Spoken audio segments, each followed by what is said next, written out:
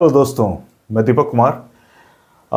दोस्तों, आज इतिहास की कक्षा में हम लोग इस बात पर ध्यान देंगे कि हम लोग उन टॉपिकों पे चर्चा करते हैं जो आगामी जो आने वाला एग्ज़ाम है, चाहे वो बीपीएससी हो, चाहे वो और भी कोई भी एग्ज़ाम हो, और जैसे कि यूपीएससी का प्रीव्यू होने वाला है और या दूसरे एग्ज़ाम्स भी होने वाले हैं, तो उसमें इंपॉर्टेंट पर्सनालिटी के बारे में पूछा जाता है। अभी हाल फिलहाल में बिहार में क्या हुआ कि आपने सुना होगा कि रणजी का मैच हो रहा था यहाँ पर, मुंबई वर्सेस बिहार, है ना। महाराष्ट्र वर्सेस बिहार, मुंबई की टीम आई हुई थी। यहाँ पर मैच हो रही थी। कहाँ हो रही थी? तो मोइनुल हक स्टेडियम में हो रही थी। तो दोस्तों, अब चूंकि स्टेडियम की कंडीशंस पर काफ़ी सवाल उठाए गए, है ना। लेकिन हम जो मतलब कि जो एग्जामिनेशंस के बच्चे तैयारी कर रहे हैं, उनके लिए क्या इंपॉर्टेंट है इस घटना में कि मोइनुल हक स्टेडियम जिनके नाम पर यह स्टेडियम का नाम रखा गया, आखिर वो शख्सियत कौन है और इनकी उनकी क्या कंट्रीब्यूशन रही जिनके कारण उस स्टेडियम का नाम मोइनुल हक स्टेडियम डाला गया। निश्चय ही वो एक खास व्यक्तित्व रहे होंगे। तो आइए हम जानते हैं, और इसे जरूर जो है आगामी एग्जाम्स में प्रश्न रहेंगे ही रहेंगे। ठीक है दोस्तों, तो आइए मोइनुल हक स्टेडियम की कहानी जानते हैं। और मोइनुल हक स्टेडियम, मोइनुल हक स्टेडियम, और यहां हम जानेंगे मोइनुल हक साहब कौन थे। ठीक है, मोइनुल हक स्टेडियम के बारे में देखिए दोस्तों। मोइनुल हक, यहाँ पे थोड़ा सा क्लियर कर देने की बात है कि इतिहास में एक शख्स हुए हैं, काफ़ी फेमस शख्स हुए हैं, है ना। मजरूल हक साहब, है ना।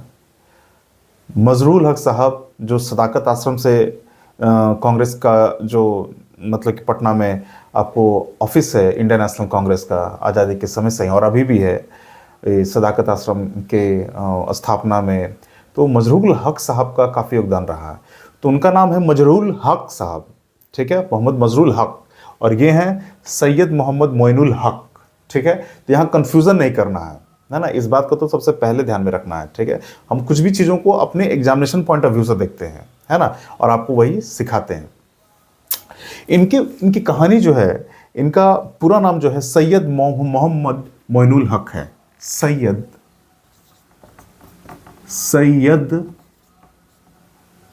मोहम्मद मोइनुल हक, मोइनुल हक, ये इनका पूरा नाम है।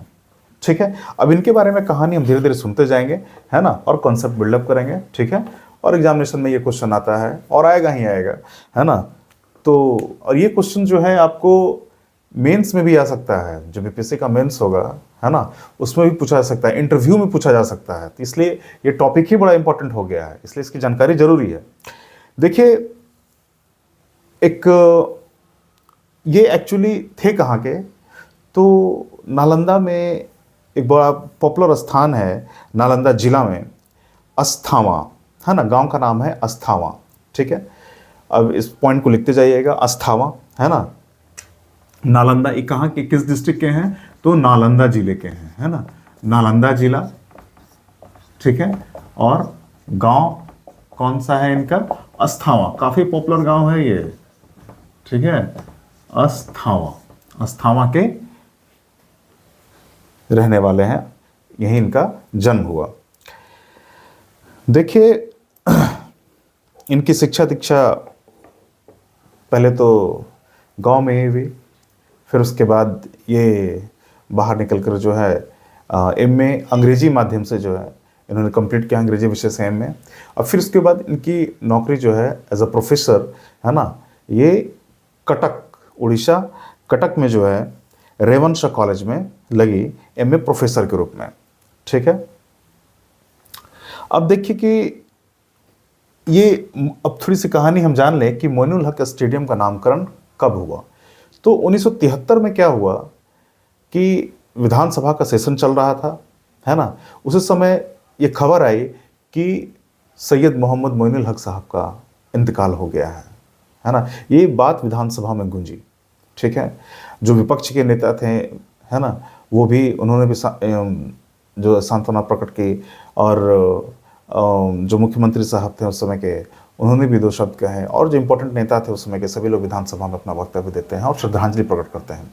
और उसी समय ये घोषणा होती है कि इनके सम्मान में जो राजेंद्र नगर में स्टेडियम है उनका नाम मोइनुल हक स्टेडियम रख दिया जाए, है ना। और फिर कुछ दिनों के बाद मोइनुल हक स्टेडियम नाम हो जाता है। ठीक है, ये तो हुआ कि भाई अब हम जानेंगे कि इन्होंने किया क्या था, ये फेमस क्यों थे, है ना। तो देखिए, ये शिक्षा दीक्षा के बाद एमए के प्रोफेसर बन चुके हैं, इंग्लिश के प्रोफेसर हो चुके हैं, और जो है ये 1935 में BN college, Bihar national college Patna जो गांधी मैदान में है ना, बीएन कॉलेज के प्रिंसिपल नियुक्त होते हैं। ठीक, और शुरुआत से ही, है ना, जब से ये प्रोफेसर बने, चाहे वो कटक का रेवंशा कॉलेज हो, है ना, और उन्हीं दिनों से जो है ये खेल और पढ़ाई, ये दोनों पर फोकस करने के लिए बोलते थे, है ना। जैसे कि लोग नॉर्मली क्या कहते हैं, अब तो नहीं, लेकिन पहले तो कहते थे कि खेलोगे कूदोगे हो जाओगे खराब, है ना, और पढ़ोगे लिखोगे तो बनोगे नवाब, है ना। लेकिन ये कहते थे उस जमाने में कि नहीं, खेलना भी जरूरी है, स्वस्थ मन के लिए, विकास के लिए जरूरी है, और पढ़ना भी जरूरी है, तो खेलो, है ना, खेलो, उससे शरीर डेवलप होगा, बुद्धि मन मस्तिष्क होगी, और इसमें भी नाम कमाना जरूरी है ना। ये कहा करते थे। तो फिजिकल एजुकेशन को इन्होंने काफ़ी बढ़ावा दिया। बीएन कॉलेज के प्रिंसिपल रहे तो अपने कॉलेज में जो है ये फिजिकल एजुकेशन को काफ़ी बढ़ावा दे रहे थे, है ना। फिर इनका योगदान केवल, है ना, इन्होंने कहा ही कि फिजिकल एजुकेशन को बढ़ावा और पढ़ो और खेलो, फिजिकल एजुकेशन, ठीक है, फिजिकल एजुकेशन, फिजिकल एजुकेशन पढ़ो, फिजिकल एजुकेशन को बढ़ावा और पढ़ो और खेलो, ये कहते थे। ठीक है, पढ़ो और खेलो, इनका जो इन बातों में था। फिर देखते हैं हम कि सैयद मोइनुल हक साहब जो है ये खेलों को एक व्यवस्थित ढंग से बढ़ावा देने के लिए एसोसिएशंस बनाने की प्रबल लालसा रखते थे। जब तक एसोसिएशन नहीं बनेगा, जब तक सरकार से मदद नहीं मिलेगी, जब तक खिलाड़ियों को सुविधा नहीं मिलेगी, तो फिर कैसे वो स्टेट लेवल पर, नेशनल लेवल पर, इंटरनेशनल लेवल पर खेल पाएंगे। तो इसलिए संगठनों के निर्माण में इनकी अहम भूमिका थी। आपको जानकर ये हैरत होगा कि बिहार के ये इतने बड़े सपूत रहे हैं कि आपको, जैसे कि कई जो स्पोर्ट्स एसोसिएशंस हैं, है ना, उनकी नींव रखने में उनके फाउंडिंग मेंबर ये रहे हैं। जैसे कि क्रिकेट एसोसिएशन हुआ, क्रिकेट एसोसिएशन बिहार का जब बना, है ना, तो उसके निर्माण में, ऑल इंडिया हॉकी फेडरेशन के निर्माण में इनका योगदान रहा, है ना। इवन कि नेशनल ओलंपिक एसोसिएशन जो बना, ठीक है, national Olympic association, national Olympic association Bihar कई सारे संगठन के निर्माण करता था। ये Bihar cricket sports, Bihar cricket जो है एसोसिएशन की नींव इन्होंने ही रखी। बिहार क्रिकेट एसोसिएशन की नींव रखी, ठीक है। और ये आज़ादी के पहले की जो है ये बात है, और ये बिहार क्रिकेट एसोसिएशन जो है ये 1936 में ही नींव रख दी थी, ठीक है। बिहार क्रिकेट एसोसिएशन की नींव 1936 में, यानी कि आज़ादी के पहले ही जो है, काफ़ी पहले, है ना, ये काफ़ी एक्टिव रहे थे खेलों के संगठन के निर्माण में, है ना। अब ये जो है ये ओलंपिक, इंडियन ओलंपिक संघ,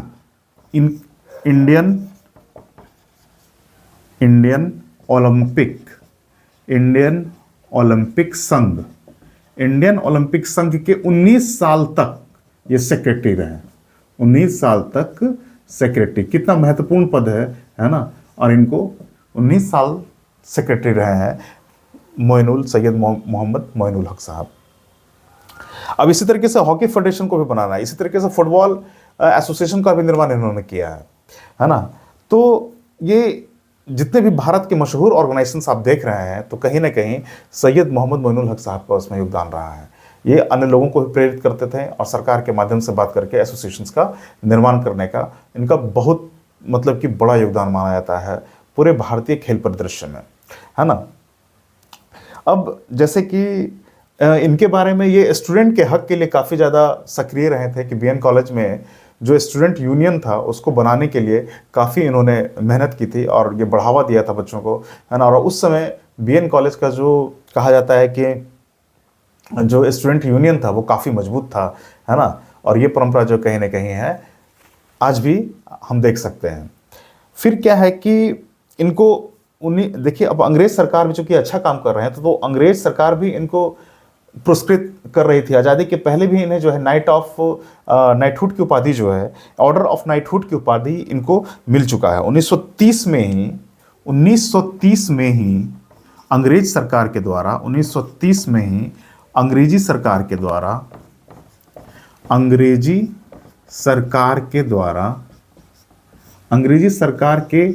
द्वारा ऑर्डर ऑफ नाइटहुड, ठीक है, ऑर्डर ऑफ नाइटहुड, ये नाइटहुड की उपाधि या सम्मान जो है इनको मिला है, ठीक है, उपाधि इनको दी गई है ऑर्डर ऑफ नाइटहुड की, ठीक है। और 1970 में भारत सरकार ने इनको पद्मश्री दिया है ना। 1970 में भारत सरकार ने पद्मश्री से नवाजा है, पद्मश्री दिया है, ठीक है। अब ये आज़ाद और गुलाम भारत दोनों में इनका खेलों के प्रति, खेलों को बढ़ावा, खेलों से संबंधित संगठनों को बढ़ावा देने में अब इनके योगदान को आप समझ गए होंगे, है ना। बिहार में भी बिहार क्रिकेट एसोसिएशन की नींव जो है इन्होंने ही रखी, 1936 में ही रखी थी। तो बताइए कितनी बड़ी हस्ती हैं। और उन्होंने तब सोचा जब खेलों पर लोगों का ध्यान जो है उतना नहीं जाता था, है ना, संगठनों का निर्माण। और आज देखिए बिहार क्रिकेट एसोसिएशन की क्या स्थिति है ना।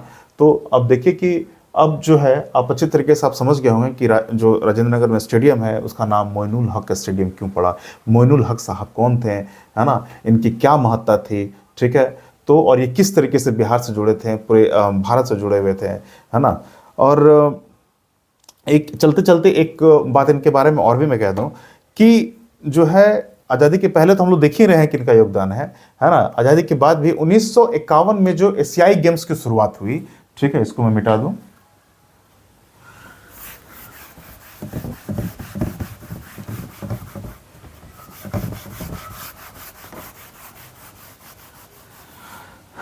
भारत में जो 1951 में एशियाई गेम्स, ठीक है, एशियाई गेम्स, एशियाई खेलों की जो शुरुआत हुई है ना, एशियाई गेम्स की शुरुआत नई दिल्ली से हुई,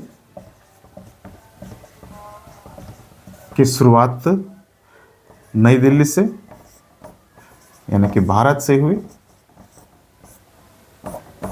तो इसमें भी जो है इन्होंने बहुत प्रमुख भूमिका निभाई थी, सैयद मोहम्मद मोइनुल हक साहब ने। और इन्हीं के प्रयासों से जो है 1951 में एशियाई गेम्स की शुरुआत जो है भारत सरकार ने की। इनका एक बड़ा योगदान रहा था इन खेलों की शुरुआत में।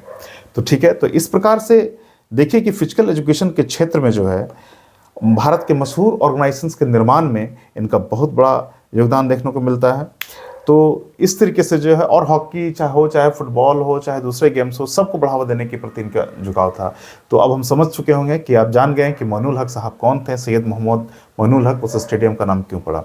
तो ठीक है दोस्तों, इस तरह से एग्जाम से जुड़ी हुई सारी जानकारियों के लिए हम आपके साथ हैं। आप बने रहिए मेरे साथ। मैं दीपक कुमार, आपका सहयोगी।